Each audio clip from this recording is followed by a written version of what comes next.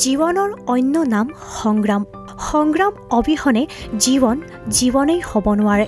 সংগ্ৰাম বা সংঘাতৰ সতে যুঁজি মানুহে যি সাহস, মনোবল তথা প্ৰেৰণা লাভ কৰে, সিয়ে তেওঁক অসাধ্য সাধন কৰাত শক্তি দিয়ে। আজি 2020 চনৰ 22 ডিচেম্বৰ অসমীয়া লেখেৰে 1942 চকৰ পুহ মাহৰ 6 তাৰিখ মঙলবাৰ। 1924 চনৰ আজিৰ দিনটোতে অসমৰ স্বাধীনতা সংগ্ৰামী কনকলতা বৰুৱাৰ জন্ম হৈছিল।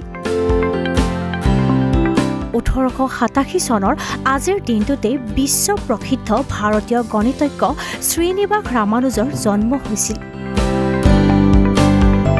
1666 চনৰ আজিৰ দিনটো শিখ গুৰু গোবিন্দ সিঙৰ উপজা দিন। 1851 চনৰ আজিৰ দিনটোতে ভাৰতৰ প্ৰথম মালবাহী ৰেল সেৱা ৰুৰকীত আৰম্ভ কৰা হৈছিল। 1989 চনৰ আজিৰ দিনটোতে সুদীৰ্ঘ 30 বছৰৰ মূৰত বাৰ্লিনৰ প্ৰসিদ্ধ ব্ৰেডেনবাৰ্গ গেট মুকলি কৰা হৈছিল। 2016 চনত প্ৰথম VSV EBOV এই ভেকচিনটো বনোৱা হৈছিল ইবলা ভাইৰাছৰ বাবে।